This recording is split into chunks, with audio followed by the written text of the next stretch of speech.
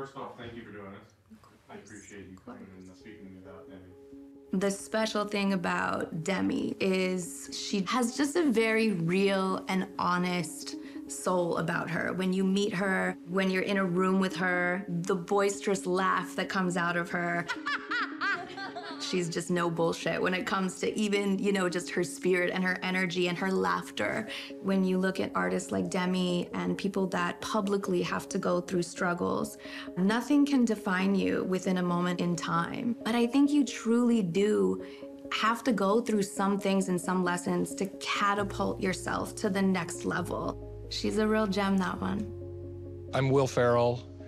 I'm, depending on who you talk to, either a beloved comedic actor or hated for everything I say or do. Demi came and did a cameo on our movie Eurovision. She was sharing with me how a lot of my movies really helped her through her rehab experience. It really touched me. I just happened to be watching the Grammys when she performed her song, and I wrote her like that next day to just say, hey, I hope I'm not bothering you, but I watched you last night. That was just incredible to watch you be that vulnerable. And I don't write emails like this, usually. I just felt connected and wanting to kind of let her know, like, hey, you are now affecting me in a way that you should feel really proud of. I first heard Demi Lovato's music quite a while ago, and I loved her voice. I asked her to come and duet with me on Don't Go Breaking My Heart when I promoted it at the Wilton Theater in Los Angeles. And that's when I first met her, and I loved her so much. When you're young and you're famous, my God, it's tough. You are put up on a pedestal, and you're not supposed to be human. Demi Lovato is God. She's fantastic. She's you know, she's perfect. But of course, we're not perfect. We're all human beings. She's human, and she's adorable, and she's brave. Dancing with the devil, out of control. Almost made it to heaven. It was closer than you know.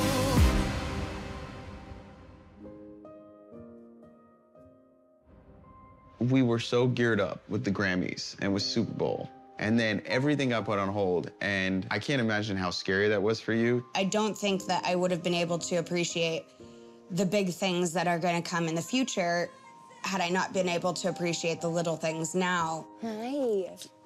My quarantine has been really beneficial to my mental health.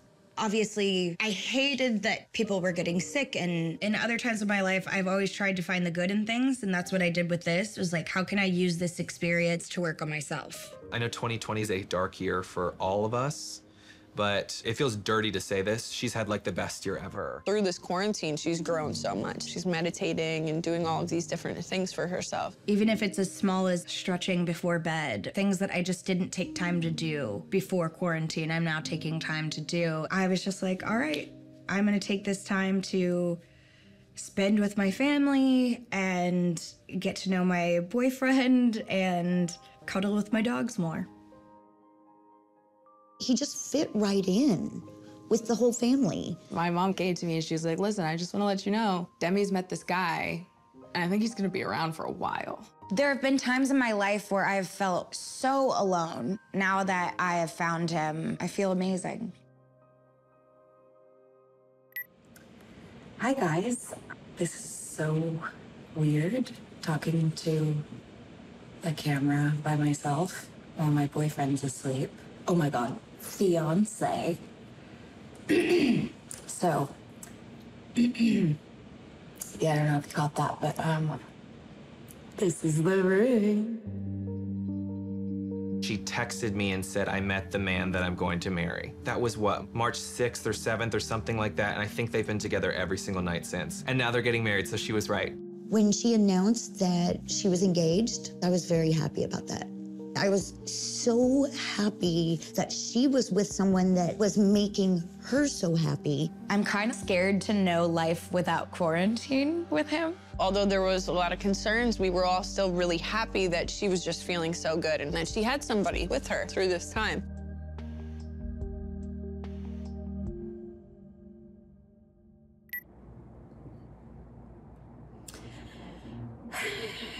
So, My life has kind of flipped upside down. I am no longer engaged.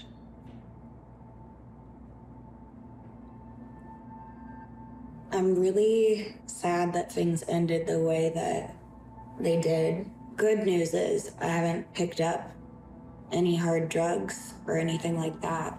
I'm hanging in there. Ugh. It's just shitty.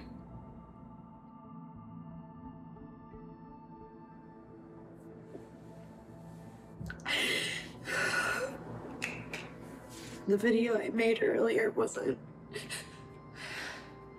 an accurate representation of what I'm going through. So I thought this whole time that I didn't miss him. I just missed the person that I started quarantining with. And I don't know how to give my heart to someone after this.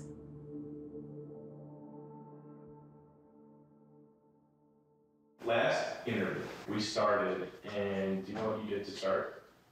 The biggest change in my life is I'm engaged. You looked at me and you went, you just got engaged. Oh, shit. Ugh. I got engaged a week ago today. It was just the best day of my life. I felt like I was floating. It's been a whirlwind ever since. What?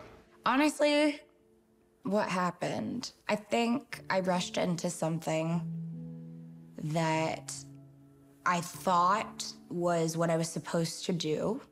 I realized as time went on that I didn't actually know the person that I was engaged to. Like all the people that were like, oh, they rushed into it, or, you know, oh, it's not gonna last, and then like you proved them right. We were only together 4 or 5 months. Yes. And like, honestly, it was false advertising. Yeah. When you both got into your separate work modes, you're like, this is not the person that I thought it was. Because it was 2020. You didn't get to normally date like you do. Right. It's just like, of course that accelerated, and I didn't even have my best friends to hang out with in quarantine. The hardest part of the breakup was mourning the person that I thought he was. Yeah. And the life you thought you were gonna have. Yeah, I mean, this is of course. But I'm not the only one who felt fooled. I mean, I was just as shocked as the rest of the world at some of the things that were said and done. When you were done, you were done. I was done. And I'm like, how are you? You're like, I'm good. Yes, like, she okay. was. And she is. If I found a Demi Lovato, I would want to lock her down too. Do you know what I'm saying? Thank you. Do you know what I'm saying? There's so much more of me that I have yet to explore, and one of the good things about this experience is that I've used this time to look within, and also I feel like I'm actually too queer to marry a man in my life right now.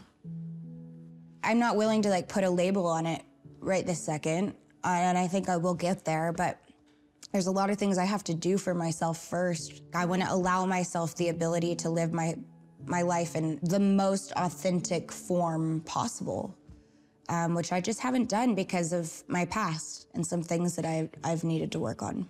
When they chose to call off the engagement, it was an incredible example of just, how she has, grown and matured and developed in terms of the ability to be in pain and be scared, and the ability to say like, oh yeah, I want the relief that I used to associate with using those types of drugs, and I don't want to. If there was ever a time where you were going to do drugs, I think it would be after you broke off your engagement. Given everything that's happened, are you entirely sober now?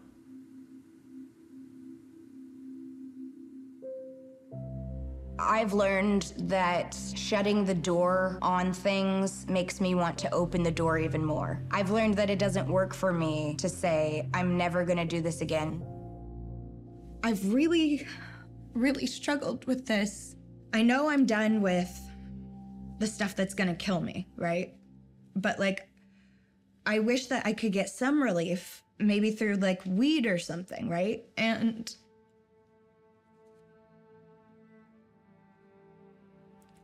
telling myself that I can never have a drink or smoke marijuana. Like, I feel like that's setting myself up for failure because I am such a black and white thinker. I had had it drilled into my head for so many years that one drink was equivalent to a crack pipe. I've been hesitant to share until now that I've been smoking weed and drinking in moderation. After almost dying from the OD and after so many years of being the poster child of sobriety, I didn't want people to criticize me for that. And I also don't want people to hear that and think that they can just go out and try having a drink or smoking a joint, you know, because it isn't for everybody. Recovery isn't a one-size-fits-all solution.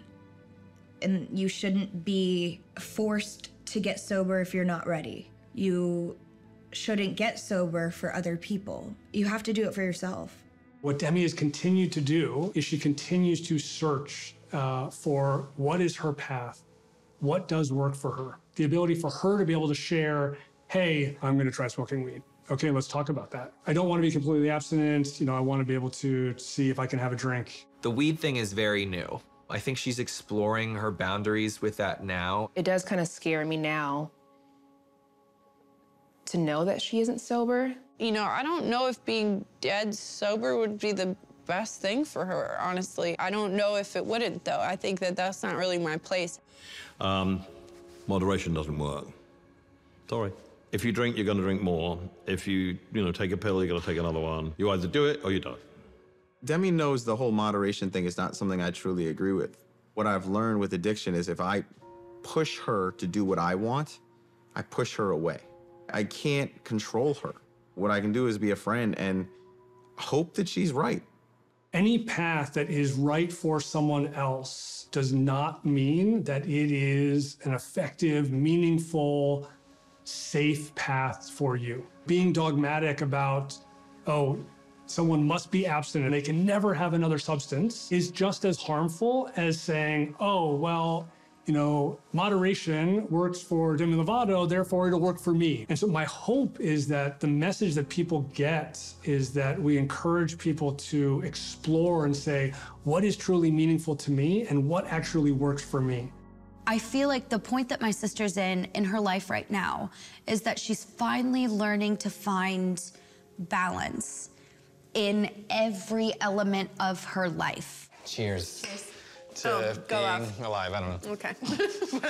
I never found recovery in my eating disorder fully until I found balance in my food, in my exercise. And I know that it'll still affect me for the rest of my life, but it's manageable, and the voice has gotten so quiet that it no longer rules my life, and I no longer feel like I'm in a prison. Demi had told me a story in the past of like 8 years straight, she had gotten watermelon cakes for her birthday, and it was always devastating because they were trying to keep her weight down. When I would go on trips with her previously, was an understanding, okay, we will eat when she eats, but there will be no snacking outside of that. This trip to Palm Springs, we ate whatever we wanted, whenever we wanted. She had 3 birthday cakes, which was a huge deal for her because previously she had just had watermelon cakes. Yes! Wait, where's that from? Susie cakes. Susie cakes! Yes! We haven't had a Susie cake for your birthday ever? Ever. This is so cool. Happy birthday! Demi was like, this is great. We get to just enjoy food with each other. And so we had this kind of aha moment where it's like, this is okay. We can have 3 birthday cakes because it is your birthday and we're celebrating it. And this is something we're sharing together. And I watched her in real time realize that was something she could do. And it was really beautiful. Wow, breath. That's the best part about my life today, is that I'm in control of it, and what I eat is my decision. What I don't eat is my decision. What I do is my decision, and I'm really, really, really grateful of the team that I have today. Who are those people that you're referring to, the team today? Definitely Max, Scott, and Scooter, obviously. I just have so many incredible people in my life today. And that the people in her life continue to support her being authentic and her ability to make her own choices. I am very, very aware of how blessed, lucky I am Not everybody has the same resources or capabilities to get the help they need. Not everyone's gonna have a case manager and a therapist and a head of security and, you know, all of these people around them, but that's not necessary for someone to be able to, you know, explore their path. The key is, do I have people in my life who I trust, who I can be honest with, and who I feel will support me? Isolation is the worst thing you can do. Ask for help. Asking for help was so hard for me because I thought I could do everything myself. The great thing about Demi is that she has opened up about her addictions and her problems and the stress and the pressure of fame at such a young, early age. And a lot of people are afraid to open up about it. And I think once you open up about it, you get the monkey off your back and you come out in the open. It doesn't mean to say you're cured, because you never will be. Addiction is a lifelong thing, but you can have the most fantastic life. I've been sober 30 years. I've had the most incredible things happen to me, and I'm hoping that she does too, because she is such a great girl. If something happens with me, if I'm feeling a certain way, like, I don't wait until I'm triggered to do something. I text my therapist, I text my case manager, I text whoever it is, hey, my depression's acting up. Just so you know. Even if that's all it is, just so someone's aware, because in that moment, it takes a little bit of the power away. I deal with depression on a level that most people will probably never understand, which is why I've always turned to drugs, to an eating disorder, because all of these things stop me from taking that permanent step. I'm constantly talking about it, and I'm constantly open about it. And that way I'm not waiting to the last minute and I'm suicidal to get help. Getting ahead of the curve and being proactive, taking steps that are gonna put safety precautions in place. That's why the Vivitrol shot is really important to me. Vivitrol, what it does is it actually blocks the opiate receptors. It will keep you from getting high. Do I ever wanna touch heroin again? No. Do I think I will? Absolutely not. But I still get it just because, at least for a few years, it can't hurt me. So you put precautions in place for your addiction and for your depression. Mm-hmm. I want to check in on something that you revealed to the world 10 years ago, your bipolar diagnosis. How does your diagnosis affect your life today? Well, that's a really interesting question, because I've been told that they think I was misdiagnosed when I was 18. I came out to the public when I found out I was bipolar because I thought that it put a reasoning behind my actions. But what I didn't do was get a second opinion. You take something public, you become an advocate for it. I was acting out when I was 18 for many reasons, but I know now from multiple different doctors that it was not because I was bipolar. And I had to grow up. I had to grow the up.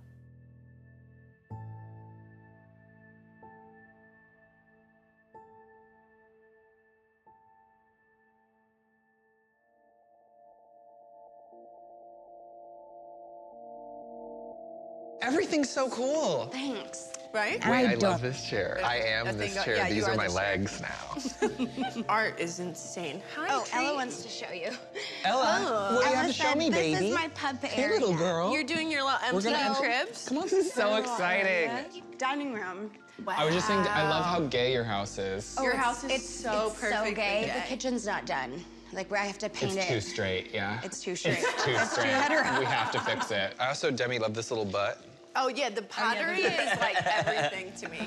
Wow. What's so nice about this place is, like, especially after the breakup and everything, I get to move out and start new, start fresh. I've never had a house that encompasses my personality more than this one does.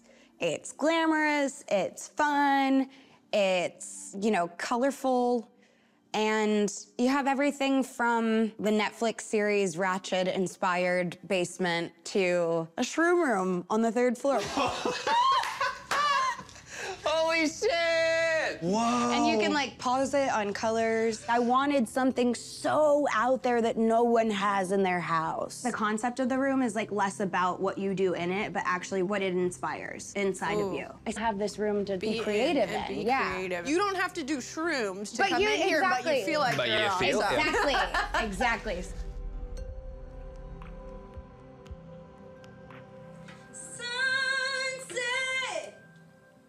In the studio, Demi is in her happy place. She feels free there. She feels she can be honest there. When she's in the studio, I think she's actually truly present. We're just just oceans and waves. We're just one in the same. So don't let the sun set. Now you're getting it. Baby, oh. Yes. I'm just excited to release music I've been working on for years now. My life has changed more in the past 2 years than it has my whole life. With that comes reworking of an album. We're not worried about making the pop radio hits. I told her, let's tell a story. Let's make a body of work that tells your story. Say a prayer.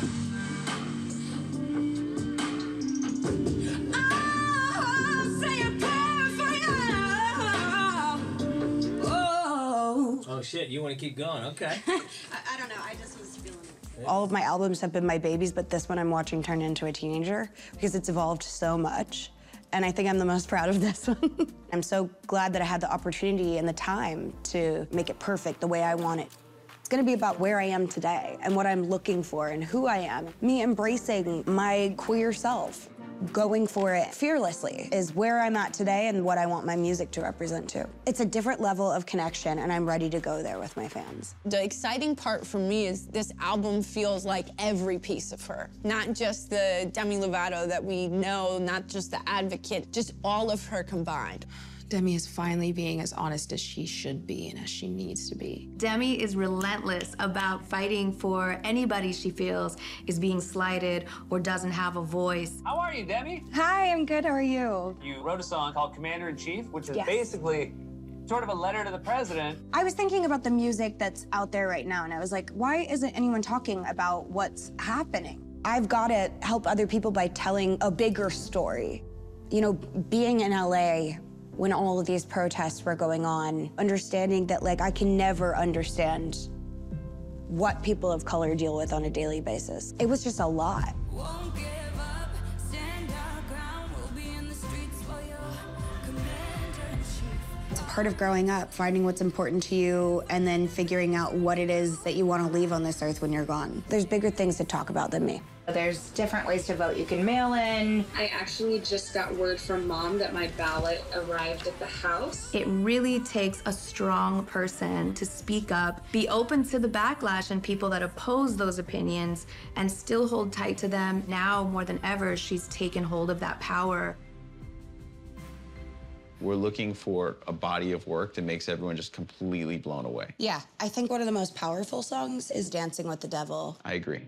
Oh, when she played me Dancing with the Devil, I was like, you can't. You're releasing this? Dancing with the Devil was incredible, although it's so painful to listen to. Dancing with the Devil can be really scary when I think back to the person that I used to know my sister as, but I don't think the person my sister is now dances with the devil.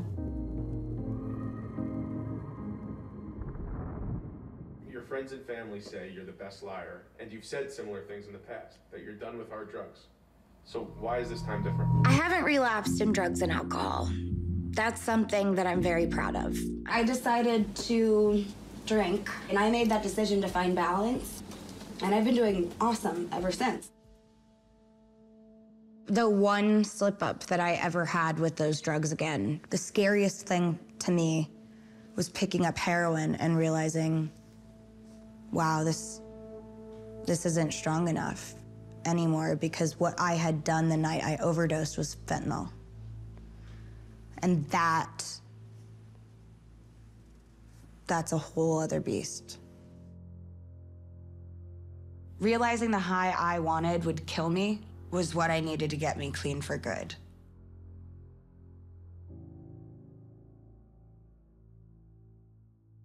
I have full faith that you're not going to open up TMZ and see another overdose headline. But I also say this with humility, that this is a very powerful disease.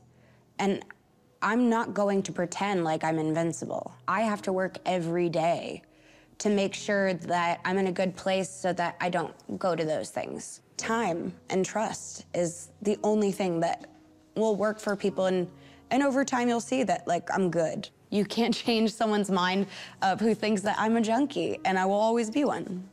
I'll just have to show them differently. I worry. I'll always worry. Whether she smokes a joint or not. I mean, I would worry anyway. Yeah, I'm always gonna worry. There's no way not to. Nothing she's doing right now at this moment is gonna put her back in the ICU. I feel like she's got everything under control. And that's just how I feel right now. My sister has prevailed time and time again. She knows her limits, and I know her. At the end of the day, I just hope she knows that, like, I'm always here for her. I have her back. I think this is the first time that I could comfortably, not that I would, but I could comfortably walk away with full trust and faith in you, knowing you got this now. Thanks. True. I decided I'm getting my hair cut on Monday. I've been thinking about this for actually years and never had the balls to do it. As I'm talking about this and as I'm healing and growing and working and doing all this stuff, it's just that developmental trauma that really sticks with you and kind of sticks with everyone into the rest of their lives. And that's a part of why I'm chopping my hair off, is because I want to be free of all of that. I want to be free of not only my developmental trauma, but the gender norms that were placed on me as a kid and the sexuality norms that were placed on me in my church. I feel like right now it just represents the femininity that I have always been too afraid to let go of. Bye! It's very symbolic of letting go of my past, letting go of the old me, part of me that was too afraid to really live my truth.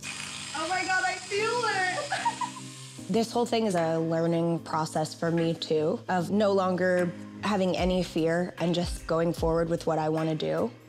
I know that when I get this haircut, people are gonna have opinions and say things. Some people are gonna be like, oh no, why'd she do that? She had great hair, blah, blah, blah.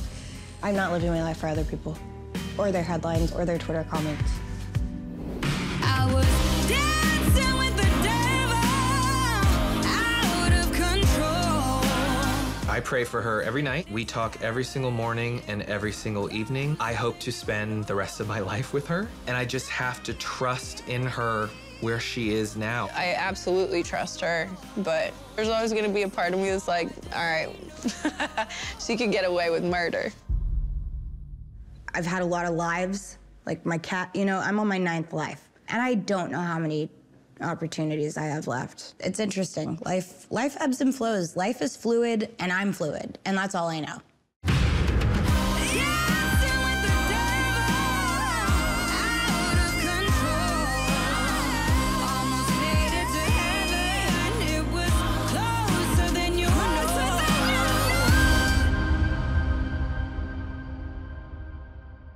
I think if anyone were to say, I've got this figured out, I know what I'm doing, you don't know what you're doing. Is that a message?